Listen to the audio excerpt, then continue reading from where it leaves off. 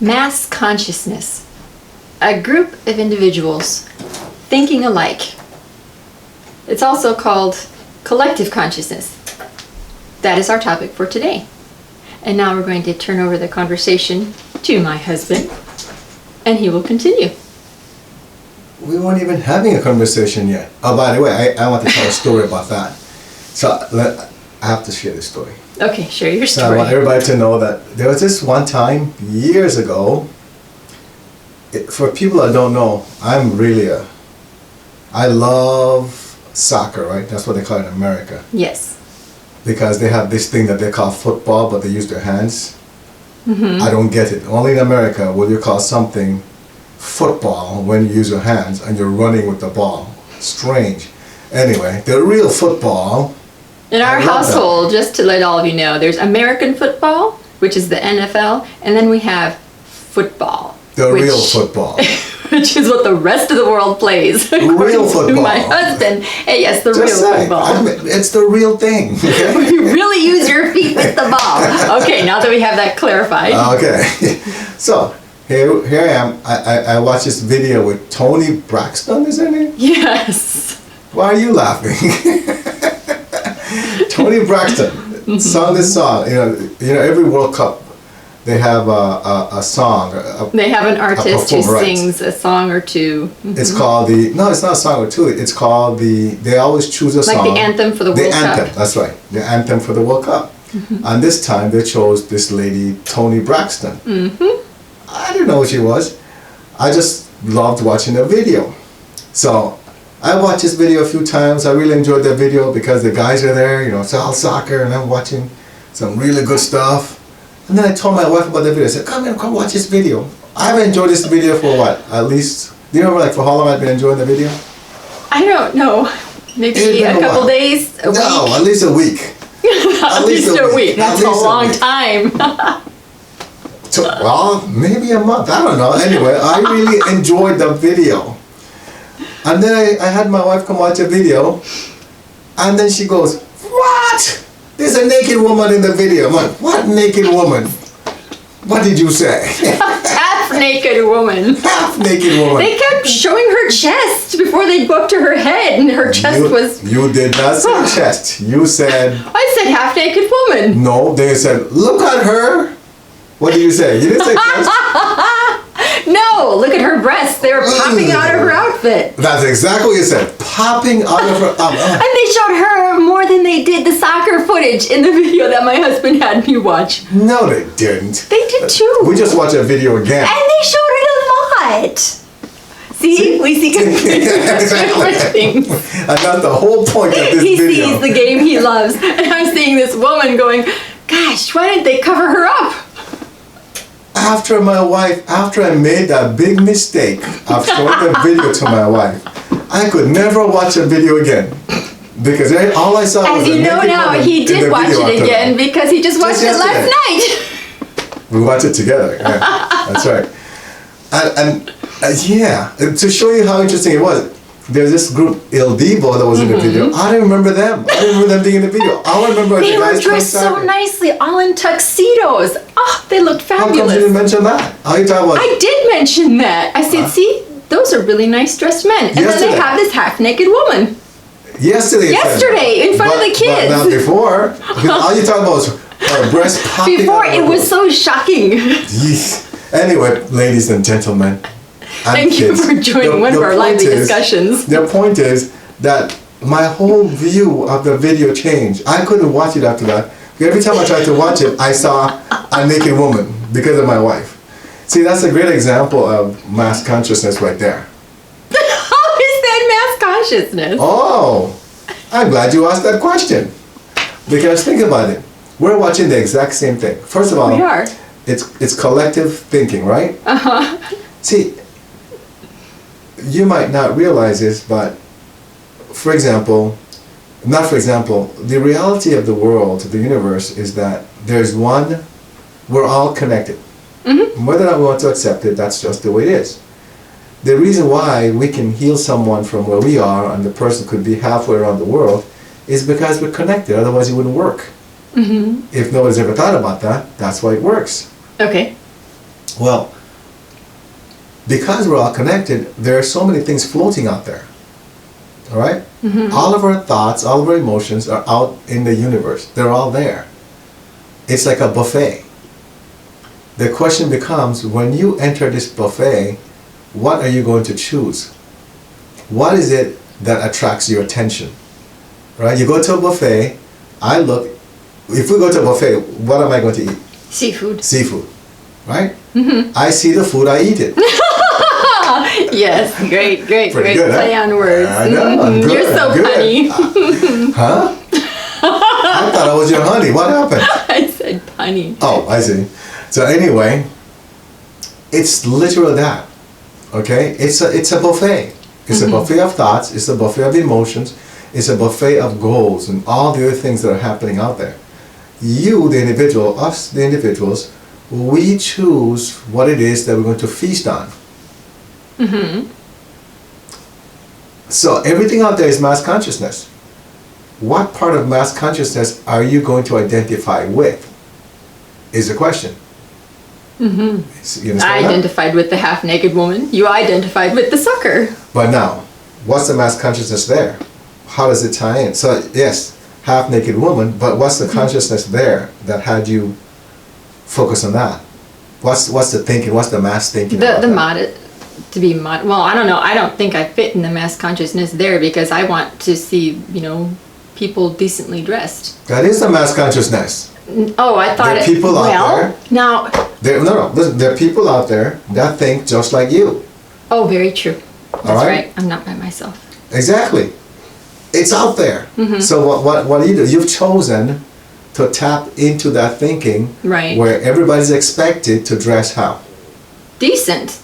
Modest. That's what but what do you consider decent? Decent. Where their body parts are covered. There you go. Okay? So when you saw the video, your mass consciousness kicked in and said, ooh, she's naked. Right. See, I'm so focused on soccer because that's what I enjoy, or football, real football. I didn't even see the naked woman. You so interested in mass consciousness is? Yes. It's really your attention is on what you focus on. So no two people see the same thing. How does that relate to now? Or just life in general? Give some examples that you know of mass consciousness. Please. I think one that comes to mind would be, I remember as a kid, there was, if you ever saw an Asian person wearing a mask, they were made fun of. Especially here in the United States. Like, what are they thinking? How ridiculous. But then, as I got older, I realized, they wear the masks because of air pollution and because of, protecting themselves from illness. And then I found out even more recently over the past couple of years that in Korea, for sure, where my friend was, they wear gloves to do everything. And they're very sanitary over there, and that everybody wears face masks. Now all of a sudden... What friend are you talking about? Are you talking about Jackie? Yes. Just say Jackie. Well, okay, Jackie. And then Younghwa confirmed that. Right. When she came to our house for Thanksgiving, and she wanted to have gloves on and everything. I'm like, oh, okay. So I learned about the whole Asian culture, and it's not just Korea that does it. It's Japan and China and Vietnam, Thailand. A lot of places do that. And now here comes the coronavirus, and they're set. They've got their face masks, and no one is making fun of them anymore. And here we are in the United States, and people are like, I have to have a face mask. So everybody's trying to figure out how to make them and live with them, and there's no more making fun of anyone for wearing a face mask to protect themselves from disease or pollution. All of a sudden, what they accept has changed, right? Yes. They went into the buffet and said, face masks are fine. They're not funny, they actually protect you. Right. Just a few weeks ago, before this whole thing happened, face masks were not cool in public. That's and they right. would make fun of you for people would even wear face masks in public. See how quickly it switched? Yep. That's the thing about mass consciousness. It can switch very quickly. It can change very quickly. All it takes is for a few people to agree or to decide that, this is the norm. And that's really what it comes down to. But it's the norm for them. Correct. And anyone that chooses not to accept that as a norm, then they're looked upon as they're strange, or they become the outsiders. Mm-hmm. And so that's the bad thing about mass consciousness, that normally the ones that don't go with it, they're the crazy ones, right? And they're the ones that don't fit in. Right. Any other examples? Another one would be this mentality of, I know it happened around the year 2000 when people were panicking saying, oh my gosh, the computers are not going to be smart enough to be able to roll over, and everything's going to crash, there won't be electricity, and people were stockpiling food and water and all kinds of things. And now we come forward to today, and where nothing happened in 2000, everything kept going. Stores kept supplying their shelves, everything was fine. Now here we are with, again, this coronavirus, and people are panicking and they're buying everything they can, a lot of toilet paper, paper towels, cleaning supplies, and stockpiling on all kinds of things that they didn't do before, but all because they're told that you just should stay in your house. So that is a mass consciousness as well, thinking the stores are not going to have anything I need when I want to go and get it. Everything's going to crash. So again, nobody's making fun of it though, or maybe some people are, but if you understand somebody's situation, you shouldn't be making fun of anybody. Right. See, the only reason why we make fun of individuals is because we haven't taken the time to understand why they do what they do. Mm-hmm. Because nothing is really that funny if Right. you understand why somebody's actions, why somebody takes certain actions. And they only did it because they were in a panic. That's correct. You know, they're afraid. Mm-hmm. Which is understandable. Exactly. Right? But just because we don't feel afraid doesn't mean that we should make fun of the individuals that are panicking about what's going on. That's exactly You should right. understand it and you should respect it. Mm-hmm. So another one from mass consciousness to me is, have you ever heard of the 4-minute mile story? Yes, you shared it with me before. Okay. Go ahead, you share it because I don't Okay. remember the whole thing. All right. Well, back in like the 1950s, I think. Let me see. I wrote some notes on it. I think it was back, right, before the 1950s, even up to the early 1950s, it was believed that nobody could run a mile under 4 minutes. It was humanly impossible. Scientists and doctors even showed data that to them proved that if anybody tried to run the mile under 4 minutes, their lungs would explode. So it was just humanly, biologically, scientifically impossible. A lot of people would run and get close to 4 minutes, and the closer they got to 4 minutes, guess what happened? They started to get sick? No, they would get tired, Okay. you know, and worn out, and by the time they got to the finish line, they passed out, and it would be over 4 minutes. Nobody could make the 4 minutes. Some got close, but they never made it. Until this guy, Roger Bannister, in 1954, a British runner, you know, he studied and said, this can be done. I won't go into the details, but he actually got it done, along with some of his teammates. They actually planned it.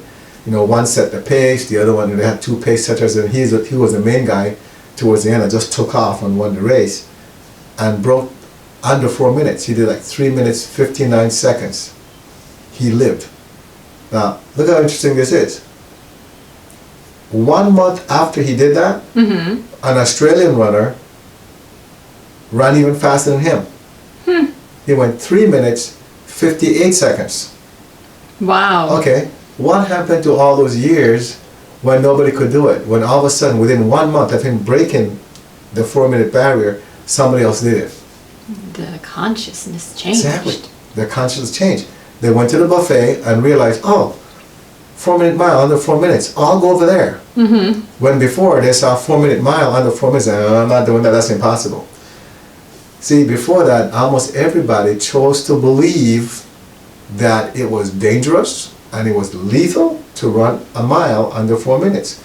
So even though they tried, they couldn't do it because they were convinced that it was impossible by all the scientific data and all the medical information was given to them. Roger Bannister said, nonsense, I can do that. Once he broke it, almost every month there was somebody new doing it. As a matter of fact, a month later, after the Australian guy broke the record, or broke Roger Bannister's record, both of them ran a race against each other. Okay. Here's the interesting part. Guess what they named the race? They named the race the Miracle Mile. Oh. Why did they call it Miracle Mile? Because they're both going to run it under 4 minutes. But notice, miracle. As in their minds, it's still impossible. God had to have a hand in it. That's the only reason why it worked. These are special guys. And they both run under 4 minutes. But it was actually termed the Miracle Mile. Again, it shows that until some crazy person comes along, because that's how the person is seen, right? Right. Humankind is stagnated because the majority of people are thinking the same thing, they believe the same thing, so mass consciousness prevails. So those are the negative aspects of mass consciousness. Well, how about some positive ones? One of the things, if you pay attention to monasteries, the Buddhist temples, the synagogues, they're always early, how do I say, should I say prayer sessions for lack of a better term? Okay, Or early morning devotional section? Devotional, okay, right? Gatherings, devotional. And when is that normally taking place? Or when are those normally taking place? Normally around sunrise. Sunrise, Dawn. and that's the key, sunrise. Everything is around sunrise or sundown is the way, because the time can change, right? But the term doesn't. Well, what's so important about that? Well, imagine that all these individuals, whether you're Jewish, whether you follow the Islamic faith, whether you follow the Hindu faith, whether you're Christian, right? Whatever faith it is, that you're the Buddhist faith, that if you decide that at sundown you're going to go and be one with your Supreme Being, whatever you call your Supreme Being, right? We're going to be one with Supreme Being. Imagine how many people around the world are tapped into the same consciousness at sunrise every day. A lot. So here you are, as a Christian, praying for something. What are the chances that that prayer is going to be powerful compared to if you do it at 10 o'clock in the morning? I think it would be a higher chance if you're doing it around the exact same time that majority of other people are doing it. Why is that? Because of mass consciousness. But how do you describe that in our world called the spiritual realm? Yes, the mass consciousness is there, but how does that translate into why it would make it so powerful? Because there's more energy behind it. Exactly. More energy, more frequency. There are more people with the same thought pattern, right? They want good for the universe. They want good for people. It's all good. And they're all generating this super high frequency and sending it out into the universe. All at the same time. So anything going at that time has a lot of energy behind it. That's why there are meditations. That's why there are prayers and gatherings at sundown, sometimes at midday, and then at sunrise, because they're extremely powerful. That's good mass consciousness there. Got it?